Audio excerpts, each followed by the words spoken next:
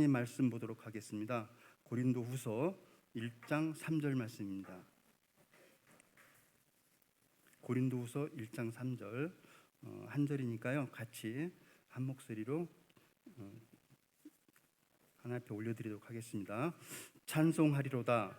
그는 우리 주 예수 그리스도의 하나님이시요 자비의 아버지시요 모든 위로의 하나님이시며. 아멘. 목사님 나오셔서 말씀 전하도록 하겠습니다.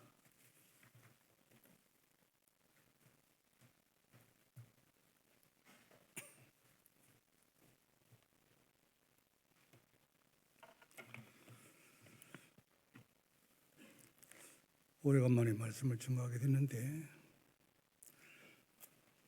할 얘기가 많아. 일단은 내가 다 은퇴하고 이렇게 보니까 핵심적인 신앙의 모습이 다 보여오니까 할 얘기가 너무 많아. 근데 많이 얘기한다고 해고 여러분들이 변화될 것도 아니고 가장 중요한 것만 이제 한번 이야기를 좀 해봐야 되겠다 이런 생각 같습니다. 여러분 나 모르는 사람 있어요? 손들으라고 하면 좀 부담스럽지. 그래 좀 있는 것 같은데 새로운 사람들은 잘 모르겠죠. 우리가 신앙생활 하실 때 신앙을 두 부류로 이렇게 분류할 수가 있습니다. 한 부류는 조금 신앙생활 하긴 하는데 미숙한 신앙, 한 부류는 좀 성숙한 신앙. 이 분기점이 무엇이냐? 이 분기점이 굉장히 중요해요. 자기 부인입니다. 여러분들이 복음서를 보게 되면 복음서는 두 부분으로 딱 갈라집니다. 그 기점이 무엇이냐면은 베드로의 신앙 고백. 이걸 중심으로 해서 분기점이 갈라져.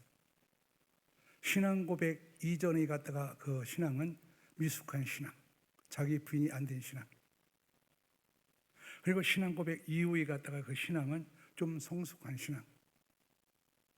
이 신앙으로 이렇게 얘기할 수 있는데 이것이 구체적으로 무엇이냐? 여러분들 미숙한 신앙 가운데 있으면은 교회 생활을 아무리 열심히 해도, 예배를 열심히 드려도, 성경 읽기를 열심히 해도, 기도를 열심히 해도 하나님 모릅니다, 여러분. 왜냐하면 자기 부인이 안 되면은 자기 세계에 갇혀버립니다. 그래서 내 기준으로 신앙을 판단하는 거예요. 내 인생 가운데 좋은 일이 벌어졌다, 자녀들과 잘 됐다, 기업도 조금 갔다가 축복이 있는 것 같다. 그러면 하나님이 축복이고 내 기도 응답이야. 그런데 인생살이가 그렇게 되는가? 안 되죠. 더 훨씬 어려운 일이 많죠. 그러면 하나님에 대한 불신이야. 그래서 하나님의 축복과 하나님의 불신하는 패턴이 이것이 여러분 늙어 죽을 때까지 갑니다. 전혀 변화가 안 됩니다. 자기 부인이 안 되면은 여러분들이 60이 되죠, 70이 되죠, 80이 되죠, 90이 되어도 요 스타에서 벗어나지 않아. 그냥 내가 좋으면 좋은 거야. 내가 좋으면 하나님 응답하셨다. 뭐 틀린 얘기는 아닙니다, 여러분. 내가 좋은 일 했으면 하나님이 내 기도를 응답했다. 축복이다. 그런데 내가 원하지 않는 시련이 있으면 하나님 도대체 뭐야? 이게 불신하는 거. 이런 패턴이 계속되는 거. 이걸 미숙한 신앙이라고 하죠. 애들이 그러잖아. 애들이 보면 달면 달고 쓰면 쓰고 현실만 보는 거. 이런 걸 미숙한 신앙이라고 해요. 성숙한 신앙은 자아가 부인된 신앙. 그래서 나한테 축복이 있어도 감사하고 은혜지. 그러나 그것이 자랑거리는 아니야. 왜냐하면 하나님이 그 축복을 주신 것은 축복의 근원자인 하나님을 바라보도록 그 주신 거거든. 그럼 우리가 은혜 가운데 감사하면서 나 하나님을 진짜 가까이 가서 저 하나님을 붙잡고 좀 살아봐야 되겠다. 시련이 와도 하나님이 주신 거기 때문에 그렇게 두려움이 없어. 하나님이 이 안에서 일하시고 역사하실 그 비밀을 터득하게 돼. 그래서 자기 부인이 된 자들이 하나님에 대한 비밀을 간직합니다. 여러분 어떤 삶을 살할 때 비밀을 간직한 자하고 비밀이 없는 자하고의 삶은 완전히 다릅니다. 비밀을 간직하는 나만의 자부심이 있는 게, 신앙생활 때 하나님을 알게 되면 나만의 자부심이 살아가는 거예요. 그래서 우리가 꼭 요 자기 부인의 분기점을 넘어서야 돼요. 이걸 넘어서지 못하면은 여러분들 신앙의 연륜하고 상관없습니다. 신앙의 열심하고 상관없어요. 기도하고 상관없습니다. 자기 세계에 갇혀서 하나님의 축복을 모르게 돼요. 아니 그렇게 살고 싶지 않잖아요. 신앙생활을 또 오래 하고 교회 다니며 시간 들이고 물질 들여서 그런 거 없으면 못 돌아다녀. 그냥 집에서 쭈그리고 앉아갖고 책이나 보는 게 낫지. 나는 항상 그렇게 생각하는 사람이야. 그래서 이 자기 부인을 잘 해야 되는데 이게 어려워. 어려운 게 아니야. 불가능해. 임파시블이야. 어려운 정도가 아니야. 내 노력을 가지고 될 수 있는 게 아니라는 게. 내 열심을 가지고 될 수 있는 게 아니야. 불가능해. 불가능. 그래서 어떻게 하냐면 이게 어려운 거예요. 신앙생활이. 하나님을 다 만나봐야 이게 가능해. 이 하나님의 영광을 바라봤을 때 이 신앙의 단계를 뛰어넘을 수가 있어. 그때 뭐냐면 우리 안에 은혜와 하나님의 지혜와 하나님의 능력, 남이 보지 못하는 그것을 우리가 붙들고 간직하며 살게 됩니다. 그때 여러분 신앙에서 그 자존심이 살아나게 되는 거예요.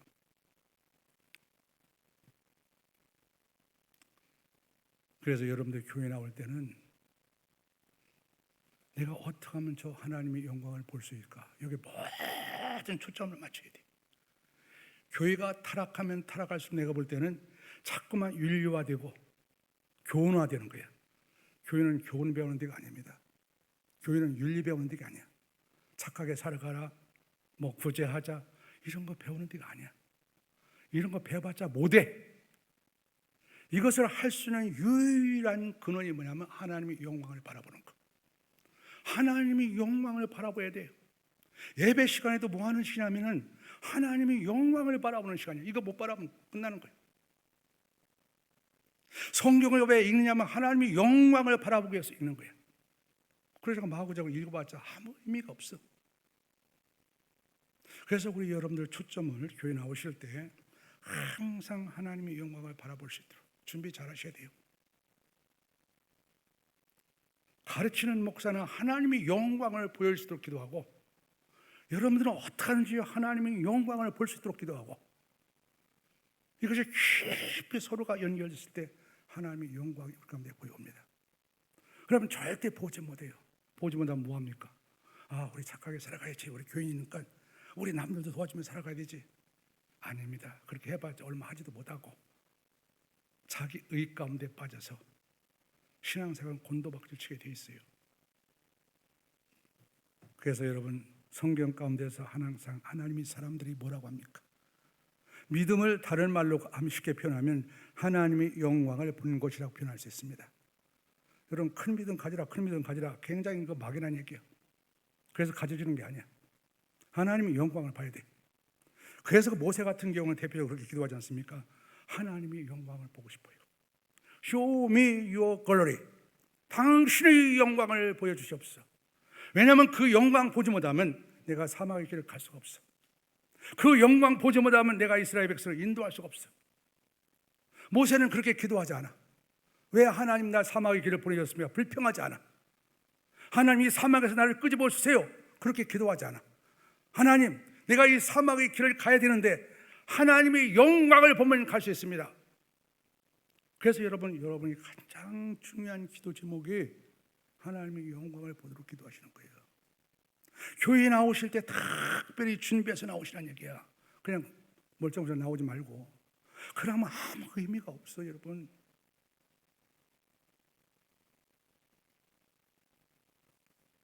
이런 준비를 잘하세요. 교회 가서 일하려고 하지 말고, 그거 일 안 해도 말입니다. 할 사람 잔뜩 있어. 그런 사람들. 내가 교회 가면 하나님의 영광을 볼 수 있도록. 그러면 갖다 이런 질문이 나오지 않습니까? 어떻게 하면 하나님의 영광을 우리가 볼 수 있는가? 하나님의 영광이 추상적이죠. 하나님의 영광을 볼 수 있는 것은 뭐냐면 하나님의 영광을 하나님의 말씀 속에 이렇게 가려놨습니다. 그래야 하나님의 말씀을 보는 법을 잘 배우셔야 돼요.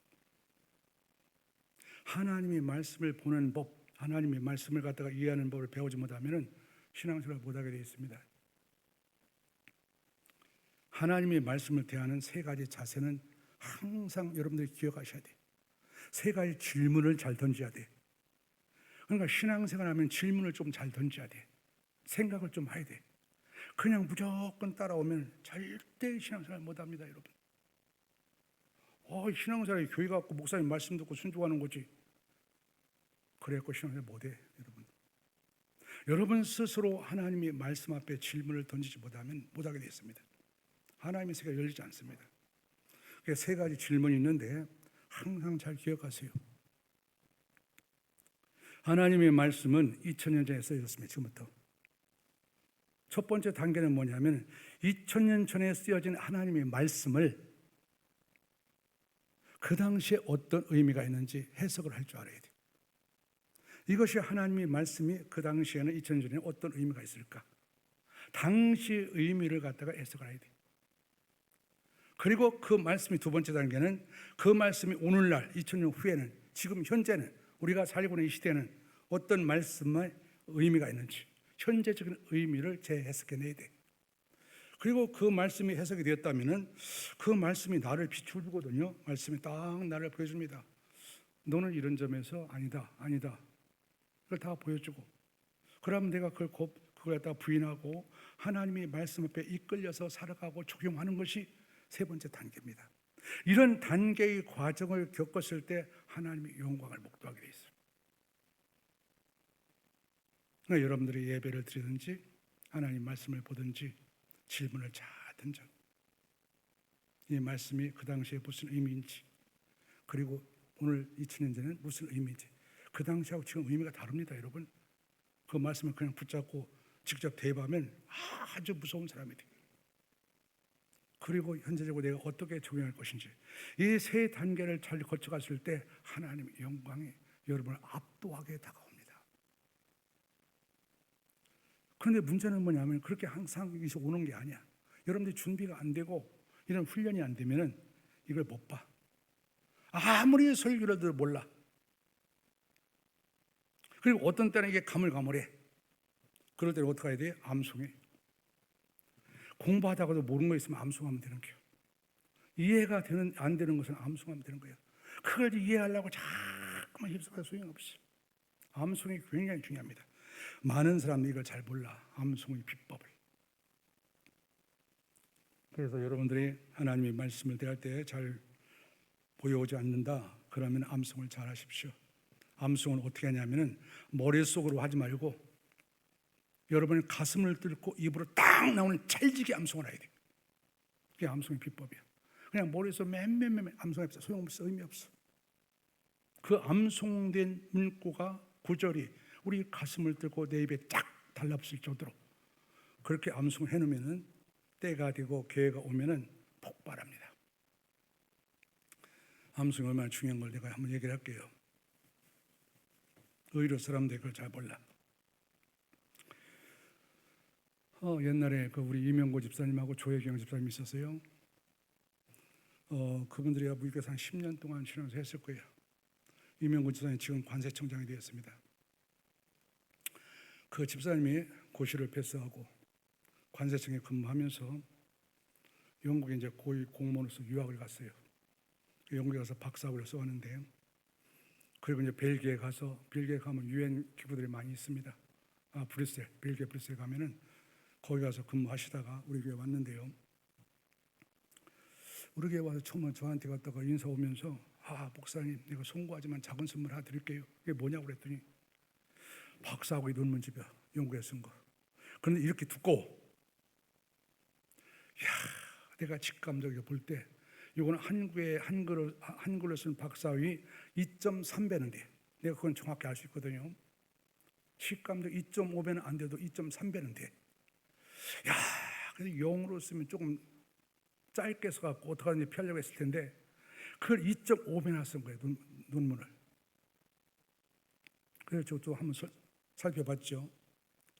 살펴보면서 영어로 쓴 것이 느낌상 제가 보기에 느낌상 내가 다 할 수 있는 건 아니지만 느낌상 굉장히 잘 쓴 것 같아. 그 영어 잘 썼다고 그랬더니 이 집사님이 뭐라고 하냐면은 그 얘기 많이 들었대. 지도교수한테 그 얘기 듣고 그게 비결이 뭐냐 그랬더니 영어를 배울 때 중요한 문구가 있으면 암송을 해버린 게. 이 사람 요약하고 암송하고 요약하고 암송하고 그 암송이 어떻게 머리에 맴돌 정도가 아니라 가슴으로 들어가서 입으로 딱 찰지게 나올 때까지 암송을 했다는 거예요. 그런데 그 암송한 것이 논문을 쓸 때 비슷한 얘기가 나오지 않습니까? 그러면 그 암송한 구절의 내용을 다 풀어서 이렇게 쓰고 그리고 소결로로서 딱 문맺음하면서 그 암송 구절을 딱 잡아줬더니 자기가 볼 때도 잘 쓴 것 같기도 하고 자기 보면서 느끼지 않습니까? 그리고 영국 지도교수가 보는데도 참 잘 썼다고 하더래요. 내가 그거 보면서 이 사람은 암송의 비법을 아는 사람이구나. 암송의 능력을 아는 사람이구나. 저도요 암송이 얼마나 중요한지 내가 암송해갖고 고전 미술에 대한 눈이 딱딱 열리는 걸 봤어. 18세기에 유명한 빈켈만이라는 사람이 있습니다. 그게 독일의 유명한 서양 미술사학자인데 이 사람이 그리스 가서 고전을 보면서 이 고전을 볼 때 고전의 미가 무엇인가 그 미에 대한 정의가 있어. 여기서 미학이 나온 거예요. 미학. 서양 미술 하는 사람 미학을 공부하지 않습니까? 미학이 거기서 나온 거야. 그래서 그 미 개념이 무엇인가 이 사람이 정의가 나오는데 그것이 네 단어예요. 고상한 단순성과 고유한 의대성. 이 말을 봤을 때 내가 미치겠어. 그런데 의미가 들어오기는 들어오는데 가슴으로 다가오지는 않아. 이 말이 무슨 의미인지를 알겠는데 내 가슴으로 체감되지 않는 거야. 그래서 내가 이 말을 막 외웠어. 고상한 단순성, 고유한 의대성. 또 독일어가 썼거든요. 그 사람이 독일어를 가지고 독일어도 또 암송을 쭉 해봤지. 그런데 이 암송이 나중에 눈이 열리는데 제가 고전 예술에 대해서 문학에서도 그대로 열리는 거 봤습니다. 한 번은 프랑스 파리에 그 르브르 박물관에 갔어요.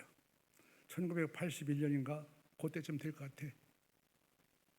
우리 집사람이 독일 쾰른 대학생들, 내가 쾰른 대학에 있을 때 쾰른 대학생들을 갖다가 전도를 해놓고 내가 결혼해서 가서 내가 맡게 됐는데요. 그 어떤 토마스 해닝이라는 친구가 있어. 박사과정에 있었는데요. 이 친구를 1년 동안 지내다가 자기가 프랑스 파리를 여행을 시켜주고 싶대. 저 프랑스 파리 하면 나한테 그 당시에 로망이었으니까 제일 가고 싶었던 곳이었기 때문에. 그래서 한 1박 2박 3일인가 1박을 같이 갔습니다. 같이 가서 르브르 박물관에 갔어. 모나리자를 봤어. 그 유명한 모나리자를 봤는데 제 첫 소감이 뭔지 아십니까? 모나리자를 보고 제 첫 소감. 지금까지 아무도 내 얘기를 몰라. 한 적이 없어. 내가 지금 인생을 살아왔는데 내 속에 아직까지 얘기하지 않은 것이 굉장히 많아요. 비밀이 많아. 첫 소감이 뭐냐면 하나님이 이 여자를 내 부인으로 허락한다 할지라도 나는 이 여자하고 결혼할 마음이 1.1도 없다. 그게 첫 번째 내 소감이었어. 아니 가서 뭐 알아야지. 아름답다고 하는 뭐가 아름다운지 모르겠고 미수가 뭐 어떤지 모르겠고 또 고상한 풍경이 관에 나온다니 모르겠고 그랬습니다. 수개월, 수년이 지났죠. 이전에 내가 레오나르도 다빈치를 굉장히 어떤 계기를 통해서 다 알게 됐습니다. 그 사람이 화풍, 생애, 철학, 그 연구하는 과정. 그리고 모나리자 다시 한번 봤어. 그때는 완전히 그 모나리자가 나를 압도해와. 그 사람이 뭐 황금 목걸이를 찬 것도 아니고 진주 귀걸이를 찬 것도 아닙니다.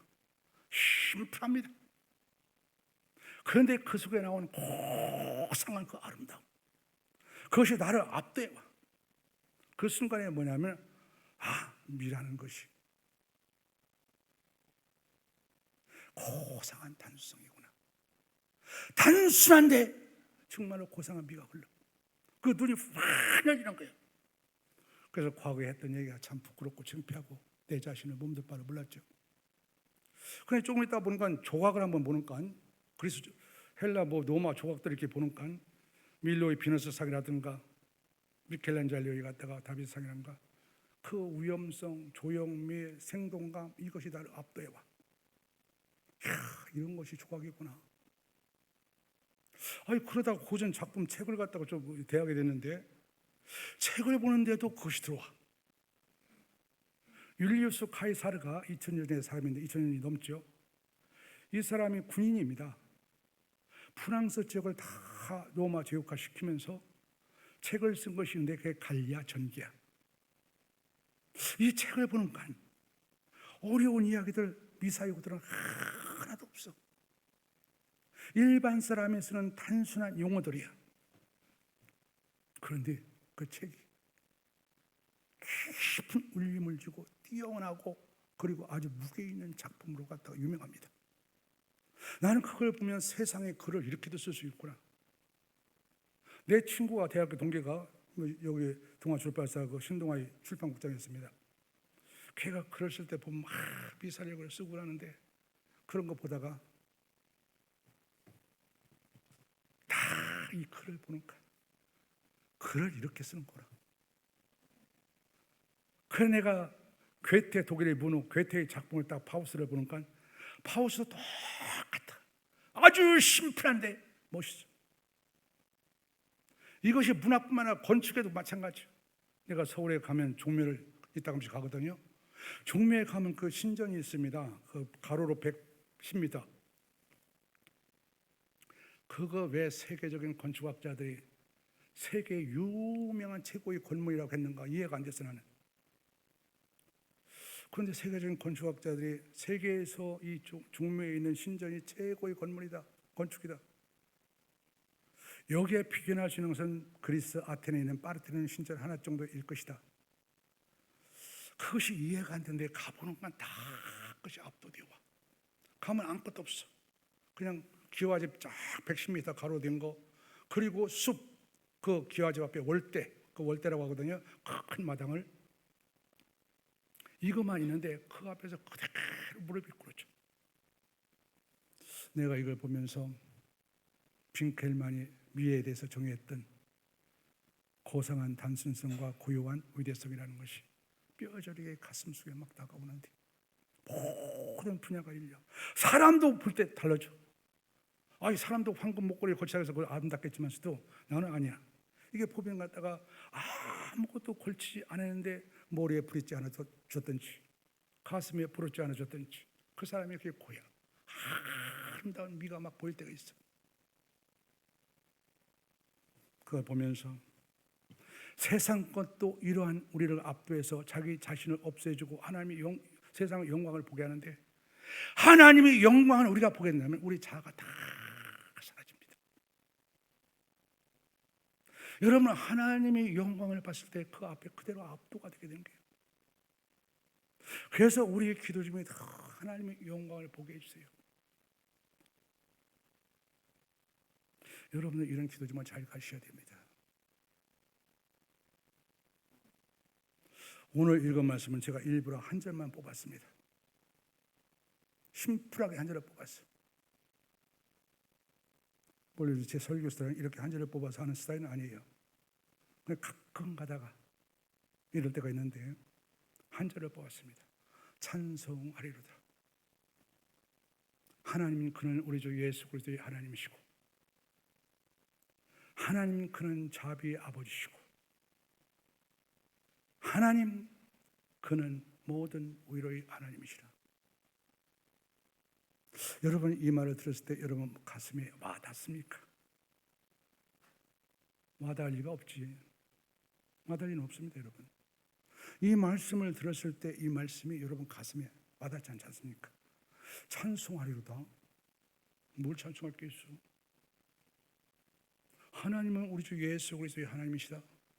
무슨 얘기일까? 많이 듣던 얘기인데, 하나님은 자비의 아버지다. 이건 또 무슨 얘기야? 하나님은 모든 위로 하나님이시라. 가슴에 하나도 와닿지 않을 겁니다.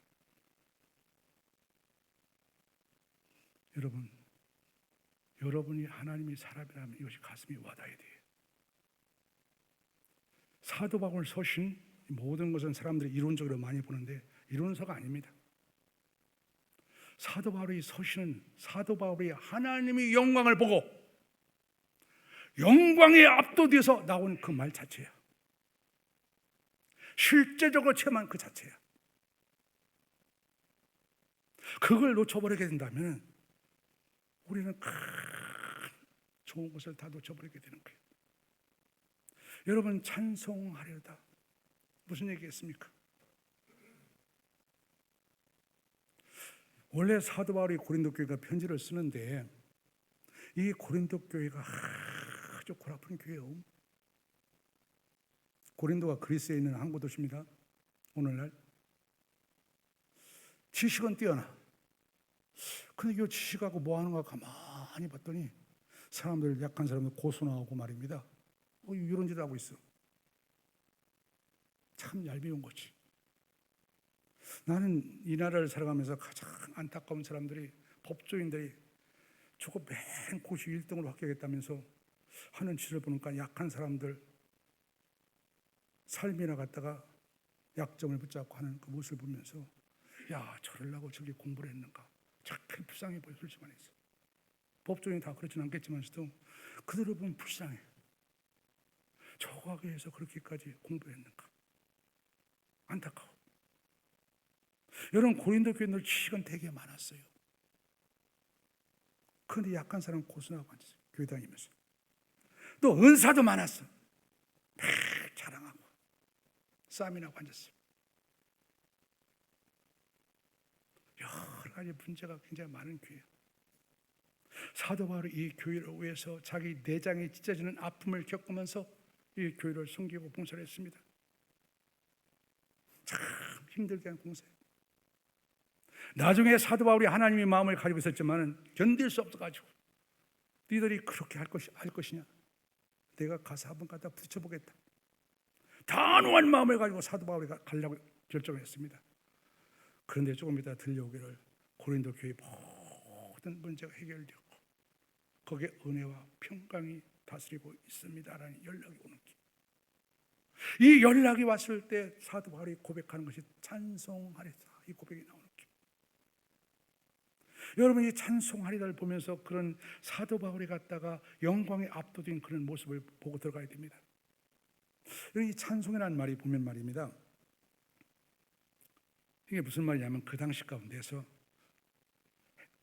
히브리인들은 바루크라는 말을 쓰는데 찬송하다는 말을, 이 바루크가 무엇이냐면은 오직 하나님만 찬송하는 거예요. 다른 것이 찬송의 대상이 없어. 하나님만이 찬송의 대상일 때 쓰는 거예요. 그러니까 찬송하리로다 사도 바울이 고백한 거, 목적어가 없지 않습니까? 뭘 찬송하는데 사도 바울을 찬송할 수 있지 않습니까? 또 고린도 교회 지도자를 찬송할 수 있지 않습니까? 그들이 많이 도와줬기 때문에. 그런데 그런 목적어가 하나도 없지 않습니까? 사도 바울은 그것이 갖다가 중요한 것이지만 그것이 자랑거리가 아니야. 오직 이 일을 아신 분이 하나님이셔. 그래서 하나님만 찬송하리다, 이 얘기입니다. 하나님의 영광을 보니까 자기 자신은 온데간데가 다 사라지는 거야. 그래서 나한테 있는 업적, 나한테 있는 자랑거리가 아니야. 찬송거리가 아니야. 오직 뭐냐면 그것을 이루신 하나님만 찬송거리. 그래서 찬송하리로다, 이 말이 여기서 나오는 겁니다, 여러분. 이 말이 전제가 뭐냐면 나는 내 자신이 다 사라졌다는 얘기야. 내가 부인되었다는 얘기야. 내가 부인되었을 때 나오는 그것이 뭐냐면 찬송하리로다. 뒤집어 얘기하면 하나님이 영광을 봤을 때 우리 고백서는 찬송하리가 나옵니다. 영광을 안 보면은 찬송합시다, 대낮에 하기는 해도 안 되지. 사도 바울은 찬송합시다가 아니야. 영광을 보니까 가슴을 뚫고 저절로 나오는 하나님의 고백이에요. 여러분, 이런 고백이 여러분에게 있어야 돼요.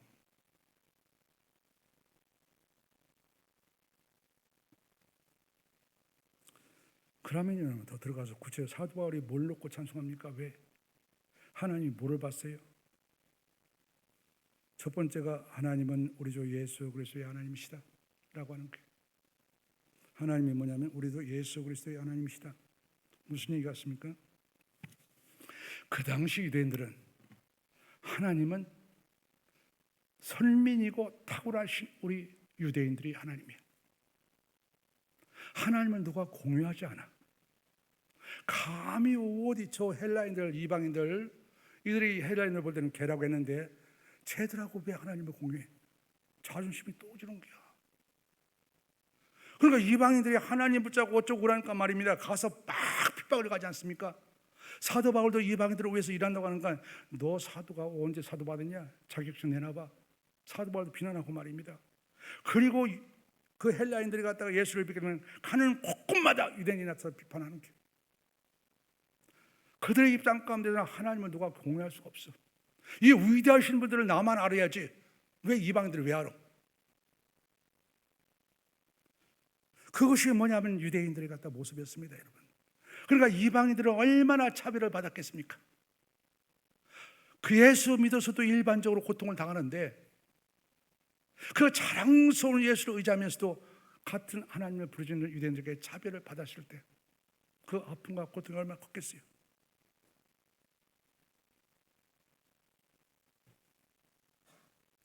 헬라인들 나름대로는 자부심이 있는 사람들이에요. 소크라테스, 플라톤 이런 사람이 다 우리 조상들이다. 로마인들, 지중해를 지배하던 로마인들도 자부심 있는 사람들이지. 그런데 유대인들은 그 허락이 안 돼. 너희들이 하나님이 아니야. 우리 하나님이야. 나의 하나님이야. 여러분도 그렇죠. 여러분 어떤 자랑거리가 있을 때 그것을 남이 가지고 있다면 좀 기분이 나쁘지. 나만 가지고 있었는데 왜 쟤도 가지고 있을까? 옛날이 말입니다. 1980년대 그때까지만 해도 외국을 나가기가 힘들었어요. 근데 외국에서 나가면 같이 여기 온 사람들이 한국 사람이 돌아다녔습니까? 저 자식은 어떻게 해서 왔을까? 마음속에 다 그렇게 생각했어. 나야 이렇게 저거 함께 왔지. 그런데 저는 뭐 어떻게 해서 왔을까? 전부 다 그 생각이었습니다. 물어보면. 지금이야 뭐 그런 것이 없겠죠. 어떤 좋은 것이 있을 때 나만이 갖다가 소유지. 이상한 사람이 소유하는 것은 굉장히 싫은 거죠. 유대인들도 지금 보면 말입니다. 자기만이 하나님인데, 엘리트 선민인 유대인만이 하나님인데, 저 개 같은 헬라인들이 자기도 하나님이라고 하니 얼마나 기분이 나쁘겠어요. 뒤집어 이야기하면 이 헬라인들은 얼마나 그 차별의 아픔이 컸겠습니까? 차별은 차별을 당한 사람만큼 고통스러운 거예요. 그 사람만이 차별이 얼마나 무서운 줄 알아. 그런데 사람들은 다 차별적인 존재입니다. 누구도 예의가 없어요. 그런데 그 차별은 당한 사람만 알아. 얼마나 무서운지. 사도 바울과 고린도 교인들은 이것을 갖다가 예수를 믿으면서 당한 아픔은 엄청나게 큽니다. 그런데 어느 순간에 하나님은 누구시냐? 예수를 통해서 우리 쪽 만민이 하나님이 되셨어요. 하나님은 국적이 또는 연령의 민족의 신분에 상관없는 차별하지 않는 하나님. 이 하나님을 딱 바라봤을 때 사도 바울과 고린도 교인들이 감탄하죠. 그래서 찬양이 나오는 거예요. 하나님은 정말로 찬송받으실 하나님이시다. 두 번째로 보면 하나님은 자비 아버지시라 이런 말이 나옵니다. 자비라는 말이 참 묘한 말이에요. 유대인들은 이 자비라는 말을 쓸 때 나하밈이라는 말을 쓰는데 이것이 무슨 뜻이냐면 내장이 뒤틀리는 거. 유대인들은 사람의 감정과 사람의 연민의 근거가 이 내장에, 사람의 내장에 있다고 생각했습니다. 그래서 뭐냐면 내가 불쌍히 그러면 내 내장이 뒤틀리는 거예요. 한번 보십시오. 여러분들 우리 여기 애들이 있습니다. 여러분 자녀들이 있습니다. 주변에 부모들이 있고요. 그런데 그 중에 한 자녀가 유독 절망적이고 유독 상처가 크고 아주 어려운 가운데 빠졌어요. 부모가 누구겠습니까? 그 아이를 보면서 그 부모는 내장이 뒤틀리는 사람이에요. 부모가 아닌 사람 내장은 안 들려. 쟤 안 됐다 이렇게 얘기하지만 내장이 뒤틀리는 안 해. 내장이 뒤틀리는 게 부모의 마음입니다, 여러분. 하나님은 이스라엘 백성들을 떠나서 지금 헬라인들 이 사도 바울을 보면서 내장이 뒤틀린 거예요. 그 정도로 여러분 하나님은 우리 가운데 우리 마음을 이해하시고 마음과 함께 하시는 분이야. 그런데 오늘 말씀은 잘 보십시오. 자비 아버지시오. 아버지라고 이렇게 표현했지 않습니까? 하나님을 아버지로 우리 부르는데 이건 조금 하나님을 이해하는 데는 굉장히 부족합니다. 한번 물어볼게요. 그럼 여러분이 질문을 하면 긴장하죠. 신앙적으로 질문하면 하나님이 남성입니까 여성입니까? 긴장을 하게 해서 이거 어려운 질문이야. 이건 쉬운 질문도 아니야. 하나님이 남성 여성이야. 내가 벌거벗은 세계사를 보는 간 이따 검색 하다가 틀면 이거 나오잖아. 벌거벗은 세계사를 보는 간 질문하면 제일 좋은 사람이 있어. 질문하면 웃으면서 그 이해성 아나운서. 질문만 나오면 웃으면서 이건 내가 맞추겠다. 교회 가운데 질문만 나오면 웃으면서 내가 맞춰야 되겠다. 이런 사람이 있어야 돼. 옛날에는 좀 있었던 것 같은데. 여러분 하나님은 남성인가 여성인가? 우리가 하나님 아버지 하는 거 하나님이 남성이지. 아니 영어 성경도 히로 되었는데 남성이지? 아닙니다 여러분. 하나님 남성이 아닙니다. 히로 표현한 것은 대표성 때문에 그렇게 표현한 것이고 하나님은 남성도 아니고 여성도 아닙니다. 창세기 가면 하나님은 자기 형상을 따라 남성을 만드시고 남자를 만드시고 하나님은 자기 형상을 따라 여자를 만드시고 남자를 만드셨다는 것은 부성 아버지 성품을 만드셨다는 것이고 이걸 부성적인 성품을 만든다는 뜻이고 어머니를 만드신 모성적인 성품. 대개 여러분 내장이 뒤틀리고 내장이 틀어지는 사람이 어머니입니다. 자기 아들이 죽으려고 하고 그랬을 때 누가 여러분 갖다가 내장이 뒤틀려요? 아버지들 술 먹으면서 배까지 돌아다녀. 어머니들 그 자녀를 위해서 눈물 흘리면서 자기 생명을 다해. 자기 자녀를 위해서 생명 던진 어머니야 모성이야. 그런데 이게 묘한 것이 뭐냐면 우리가 아무리 모성적인 성품을 가지고 있다 할지라도 그 문제는 풀 수 없지 않습니까?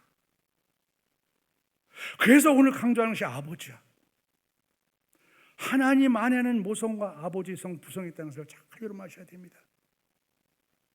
하나님의 부성적인 성품을 가지고 있기 때문에 이 아파할 뿐만 아니라 그 문제까지 풀어낼 수 있는 하나님이 되는 거야. 이것이 대표적인 클라이막스가 예수님이 십자가에 죽는 모습이야. 예수님이 십자가에 죽는 모습은 어머니의 희생적인 모습이야. 죽으면 뭐예요? 다 끝나버리고 마는 거지. 하나님이 부성이 다시 와서 죽음 속에서 살려내지 않습니까? 이것이 뭐냐면 창조적인 권능이라는 게야. 우리 이성을 뛰어넘어서 역사하시는 하나님의 창조적인 권능. 이 하나님을 바라보니까 하나님이 어떤 분이시죠? 우리를 바라보면서 내장만 딛고 있는 분이 아니시라. 그 문제까지 해결할 수 있는 이 분. 감탄하고 단박에 나오는 거지. 세상의 고린도 교회를 봤을 때 또 사도 바울을 봤을 때 얼마나 하나님이 아파하셨어. 아파하는 정도가 아니라 그 문제를 나중에 풀어버리지 않습니까? 이 하나님이 누구시라고요? 이 하나님이 아버지라는 거예요. 부성적인 능력을 가지고 있다는 거예요. 죽음에서 다시 살리는 능력을 가지고 있다는 거예요. 그걸 창조적인 권능이라고 합니다. 우리의 생각과 이성, 그냥 감정만 공유하면서 끝나는 것이 아니라 그 문제까지 풀어낼 수 있는 전능하신 창조주 하나님, 이 하나님을 보는 것, 여러분 탄성이 나오는 거지.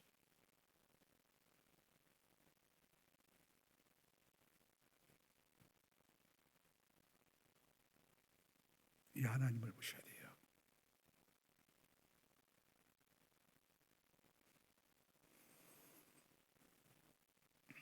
마지막으로 보면은 오늘 말씀 가운데서 하나님은 모든 의로 하나님이시라 이렇게 얘기합니다.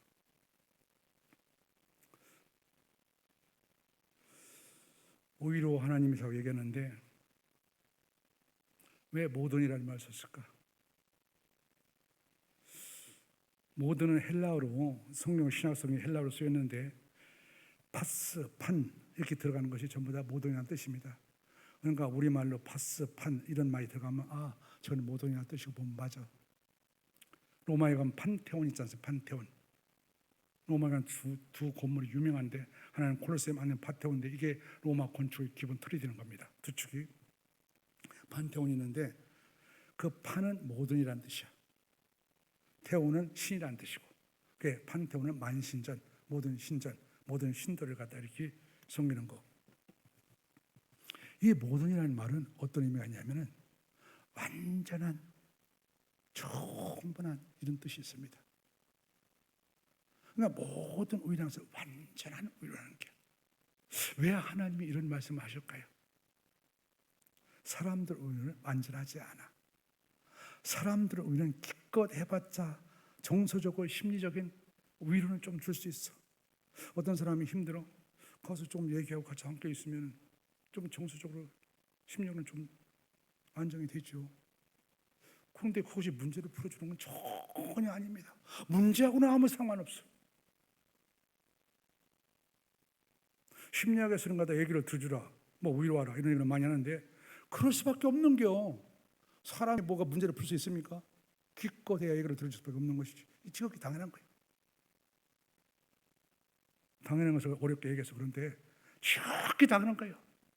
인간은 얘기를 문제를 풀어줄 수 없기 때문에 들어줄 수밖에 없는 것이고, 기껏 해봤자 또 해봤자 위로한다고 해봤자 가서 조금 갔다가 몇 마디 하시는 것이고 같이 있어주는 것이고,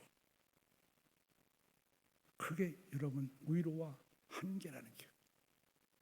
위로가 굉장히 도움을 주는 것 같지만 실제 그 이면 가운데 보이지 않는 면을 보면 위로는 아주 무시무시한 멸시가 들어있습니다. 여러분 한번 보세요. 내가 이제 신학교 다니면서 경험한 것들은 내가 경험 옆에서 많이 봤는데, 신학교 다니면 신학 교육전사들이 고생을 많이 합니다. 왜냐하면 세상 직업 다 포기했지. 그리고 공부하지. 돈이 일단 없는 거예요. 등록금이 없지 않습니까? 그래서 여름에 등록금 없으면 갖다 주고 또 일하게 되고.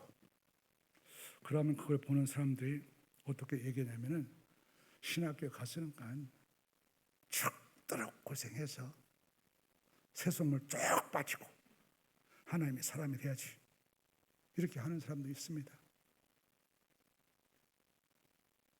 여러분 그 말이 위로가 될까요? 그게 말은 그럴듯하지만 그게 위로가 아닙니다. 여러분 그 사람의 위로가 되려면 그거 여유가 있으면 등록금 한번 대주면 돼. 어려운 거 아니야. 여유가 있는 사람은. 없는 사람이 그럴 필요는 없지만서도 여유가 있는 사람은 등록금 한번 대주면 돼. 그러고 등록금 대주면서 전사님 참 힘드실 텐데 이런 시간에 영성에 힘쓰시고 하나님의 말씀을 잘 준비해서 나중에 우리 가운데 제대로 하나님 말씀을 가르쳐주는 목사님이 되세요. 이렇게 하면 이게 위로 아닙니까? 이걸 못하니까 하는 얘기가 뭐냐면, 야, 너 죽도록 고생해서 신학 배웠으는 거야. 그렇게 연단받아야 나중에 연단이 소망을 이루고 뭐 이렇게 하는 것을 위로한 것 같지만은 상처가 주는 겁니다. 인간이 위로하는 것은 묘한 거야. 상처를 더 많이 줘. 사도 바울도 이 개척하면서 고린도교회에서 세워가면서 수많은 상처를 많이 받았어. 사도 바울이 최고라고 하면서 뒤에서 욕하고, 사도 바울은 자비양청에서 합니다. 돈도 안 받았어요. 그런데 돈을 탐한다고 얘기하고 얼마나 가슴 아팠겠어. 그런데 하나님을 보는가? 하나님이 어떤 의료자야? 모든 의료자. 부족함이 없고 모자람이 없는 의료자로서 하나님이 위로를 하시고, 그러니까 그 감정, 여러분 갖다 그 하나님을 바라보는 건 탄성이 나오지. 찬송하리로다. 내 자신이 살아시니까 하나님께 찬송하리로 나오는 거예요. 여러분 우리에 갖다가 삶을 다시 한번 잘 점검해 보십시오. 오늘 말씀을 보면서 사도 바울이 하나님은 우리 모든 주의 하나님, 편견과 차별이 없으신 하나님, 하나님은 우리를 위해서 내장이 들리지만 거기서 끝나는 것이 아니고 그 문제까지 풀어낼 수 있는 권능의 하나님, 하나님은 상처 주는 우유를 갖다 가시는 분이 아니라 모자람이 없는 완벽한 우유를 주시는 그 하나님, 이 하나님을 만났을 때 나올 수 있는 게 뭐겠습니까? 찬송하리라. 여러분 자신과 여러분 가정과 여러분이 다니는 교회 속에 이런 고백이 넘쳐나야 됩니다. 그게 뭐냐면 하나님이 축복이고 하나님이 능력이고 하나님이 영광이고, 이것이 여러분의 신앙의 분기점을 다 답하고 전능하신 하나님이 여러분의 비밀의 주인공이 되는 거예요. 이런 모습을 다시 한번 회복하셔서 하나님께 영광을 돌리는 여러분들 되시기를 주의 이름으로 축원을 드립니다. 살아계신 하나님 아버지 감사합니다. 오늘도 저희들을 함께 하시고 인도해 주셔서 하나님의 말씀 안에서 사도 바울을 통해서 하나님의 영광을 보는 모습을 살펴봤습니다. 주님, 우리를 도우셔서 우리 한 사람 한 사람이 이 영광 속에 거하게 하시고, 그래서 우리 심령 속에서 하나님의 이런 찬양이 흘러 넘치게 아버지가 도우시고, 그래서 신앙생활의 우리 기쁨이 능력이요 비밀이요 우리 유일한 삶의 비밀인 것을 간직하는 존귀한 자들로 다시 한번 세워 주시옵소서. 감사하며 예수님 이름으로 기도드리옵나이다. 아멘.